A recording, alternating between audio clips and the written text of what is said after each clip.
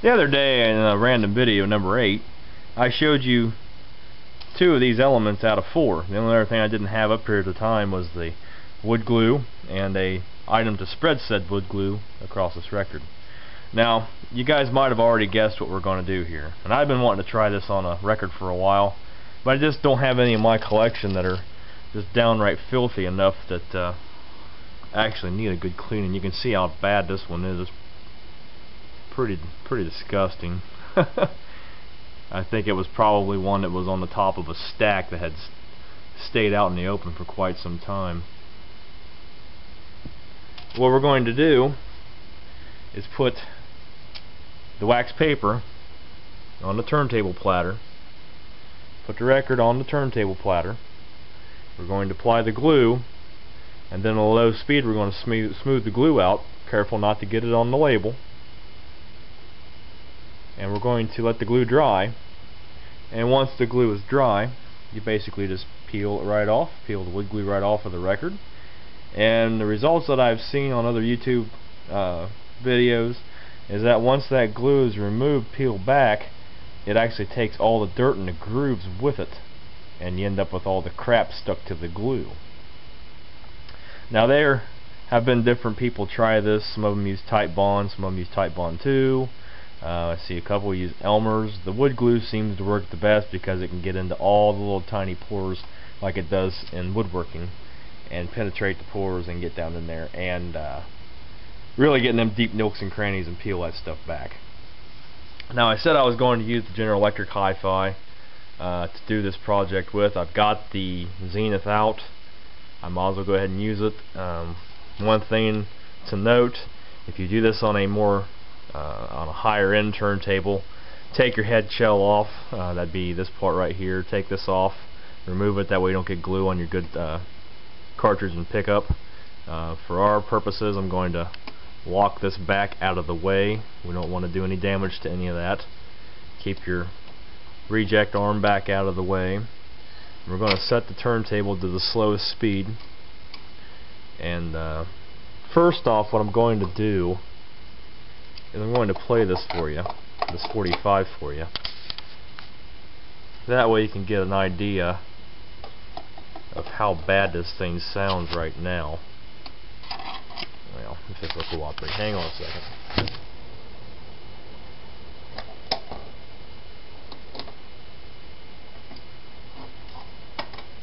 Okay. Now we're set up. We have our record installed on the 45 adapter, on the 45 spindle. Reject arms down, we're in 45. Unlock the tone arm once again, and we will go ahead and play a small excerpt of this record. And while I was setting up the video here, we're finally getting some rain here in Ohio. The window's kind of steamed up because it was like 87 degrees today. We've been needing some rain for a while. The thing of it is, we don't need a monsoon to do it, but this appears to be monsoonal style rain we're getting. You can see the sheets of rain coming down. About a half hour ago they issued a, matter of fact, I can't zoom in on it, but you can see our downspouts off the house come back out in the yard down there. Wow. They issued a flash flood watch here about a half hour ago for west central Ohio and east central Indiana. This is the cold front coming through. Today is Thursday. What is today? The 9th of August, I think. Okay, the rain's still going on out there, but while we're waiting here, I'll give you all a preview of this record. How bad it, oops, I don't want that. That's somebody didn't set it where it belonged.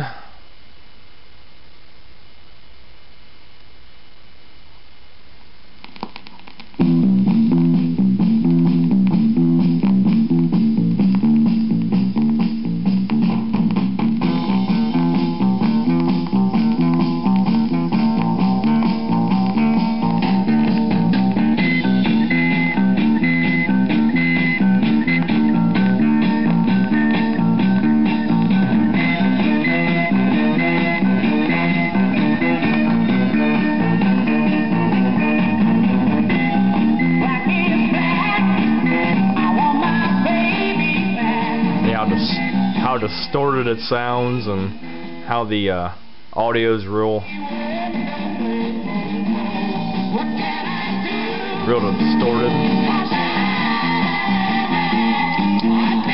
So that's what we're going to try to fix with our wood glue. So we'll go ahead and lock him down. I'm going to go down to the slowest speed this turntable will go. We'll get rid of our 45 adapter.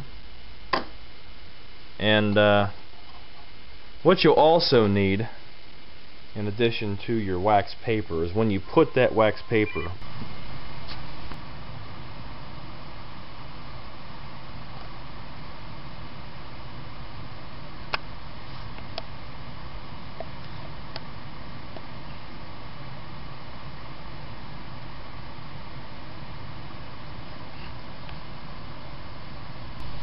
Okay, as I was saying, you're going to need a pair of scissors in addition to our other items, because what I'm going to do, I don't know how everybody else did it, I poked a hole in my wax paper and then drew a line with a Sharpie marker for the outline of the turntable, and we're going to cut that wax paper to fit, that way you ain't over here flopping around and everything making a mess.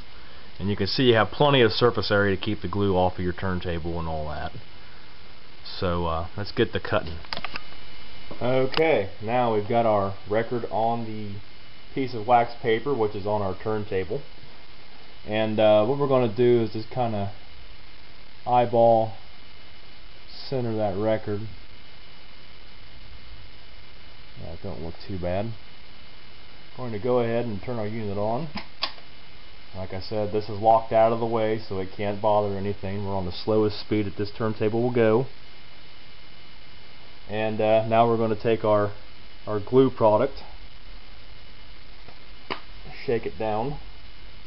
You got to watch this Titebond glue. It's pretty thin bodied, and it doesn't take a lot to do this from what I've seen. Somebody out there is saying, you know, what the hell are you thinking doing this? It's experimentation, you know. I like checking out stuff like this. We knocked our record out around just a little bit. That's okay. It'll be alright. We take our flat card here, and we're just going to work that into the groove very simply, very easily, hopefully.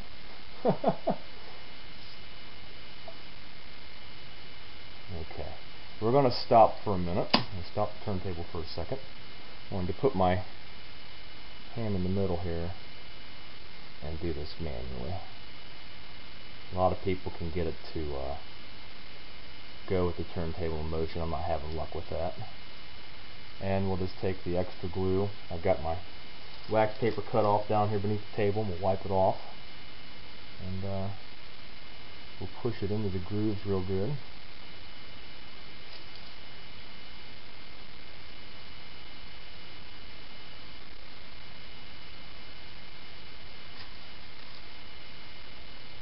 Careful again not to get it into the label if you can at all avoid it. Like I said, this Titebond is very, very thin bodied glue.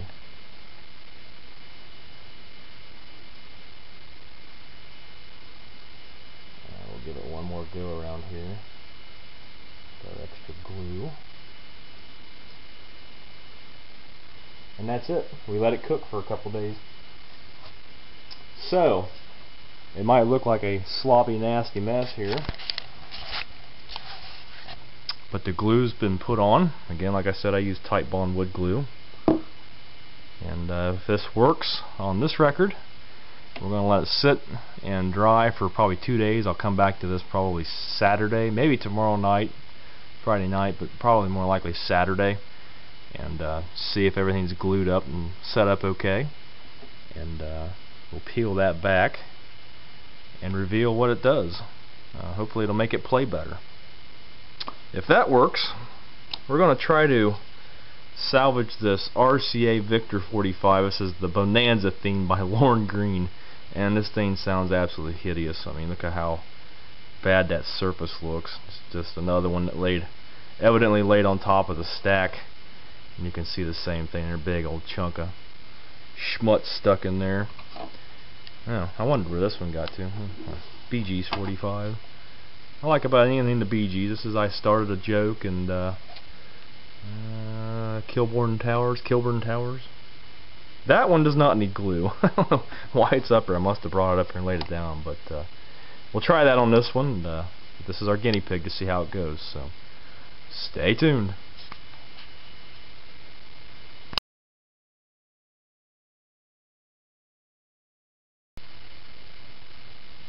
Well, it's been about 16 hours since I put the glue on here. It's set up and, from what I can see, completely dried.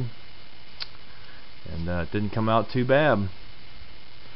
There's a few spots that look like it kind of missed, but I don't think it did. It just kind of, as it dried, it spread out over the surface, but there's still glue there. So, what we need to do now is break this thing loose. Put the camera back up here again. Break this thing loose from the wax paper if it'll come off. Hopefully it will.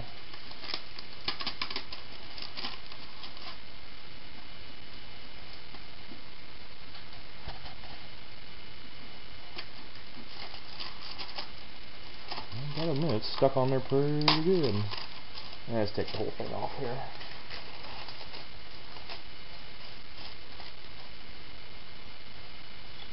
And there you have it. She's glued fast. And some of the glue did run over to the other side, but that'll clean off easily enough. So, let's break off a little bit of the edge here.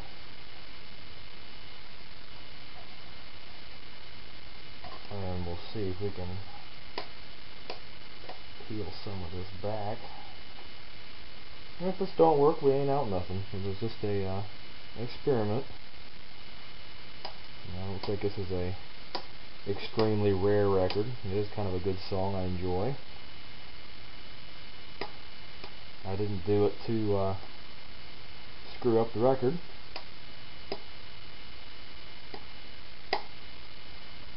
And you see it just flakes off in little pieces.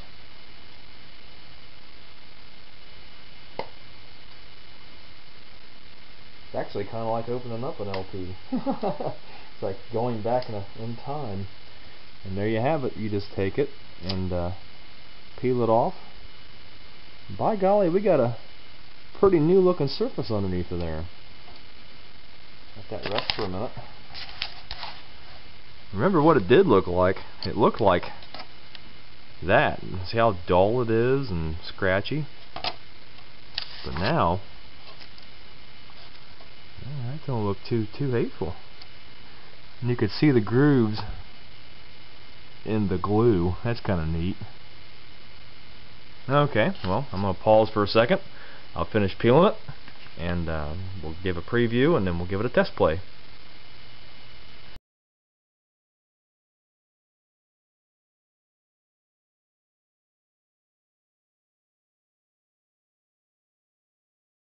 I really hate to report that even though the record does look better overall, it really doesn't sound much better. Which leads me to the conclusion that this little record's probably from the late 60s. That God knows what it was played on. Maybe something with a heavy tone arm, a heavy tracking cartridge. Or it could have been played by a 78 needle. Who only knows? I've got this set to the 78 side. I know it's not supposed to be where it's at, but it sounds the best. I took it over and played it on my my Technics, and it sounded horrible over there with that 0.7mm cartridge, stereo cartridge. It sounded awful on that stereo because you added mid-range and lows and highs all together. Awful sounding. Excuse me, fighting a little bit of cold here the last couple of days. But brought it back over here to the Zenith Portable. I can kind of dial in a little bit better. These are mid-range speakers. They don't have a lot of bass. They got a lot more treble. So it does sound just a little bit better. Still not great. But it does seem to do good for visual looks anyway. It's got a bad skip in it still. It had a scratch in it that I found after cleaning it. But it sounds pretty decent until they start singing.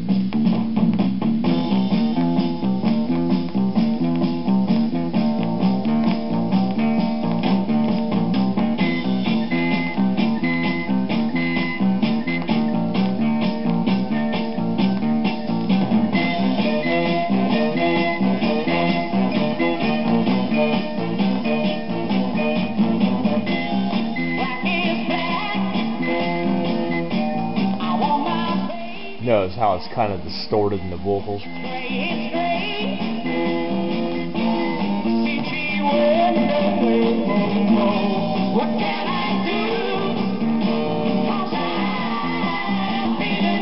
There's that skip.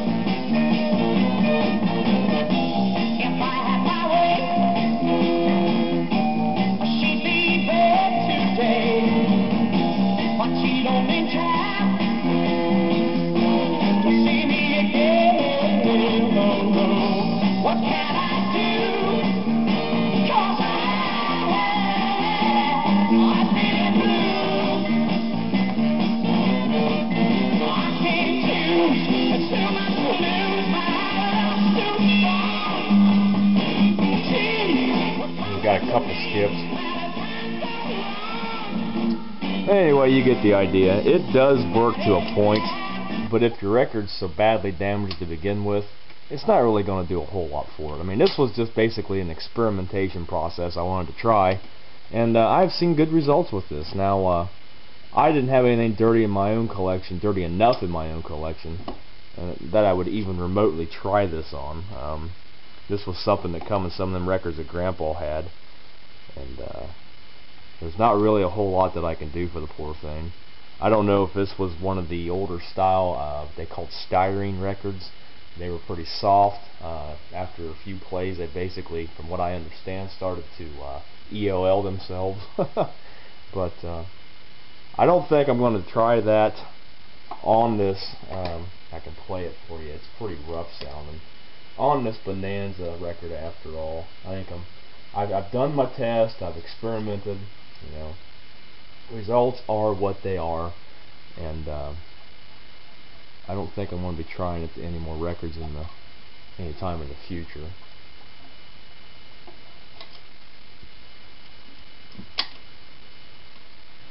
And this one's just dirty, as you can see.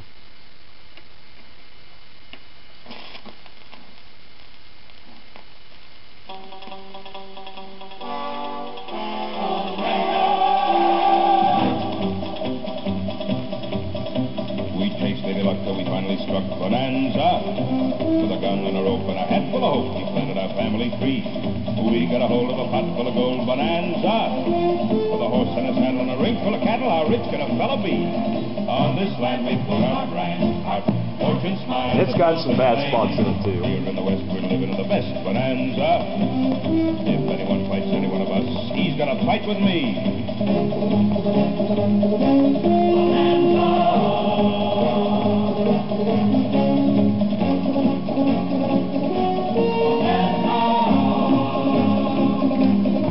There again, you get the idea. You know, I don't use this turntable for much of anything good that I have. One, mainly because it's needing a new cartridge in it. Underneath, this is the original 2-gram cartridge that I put on top of the tone arm when I rebuilt it, and you'll never see it on this camera. But the little rubber saddle, the little yoke, I guess it's called, that needle sits in, is basically starting to disintegrate. And the needle, as it's playing, is actually sitting a little crooked in the groove, so that doesn't give the best sound either. But here's the skin that come off of that record, which it's kind of neat. You can see the you can't there, but you can kind of see the lead-in grooves, and then the grooves throughout the center of the record, and then the lead-out grooves. That's kind of neat. But yeah, try it out, see what you think. I won't be doing it again. Don't try this on anything valuable. I mean, at least I wouldn't. Don't put your prized Pink Floyd Another Brick in the Wall album on there and coat it down and then expect it to sound like gold when you get done. So this was just my take. This is my opinions and views. I don't mean to offend anybody by doing this. It was just an experiment, and I'd like to thank everybody for watching. See you next time.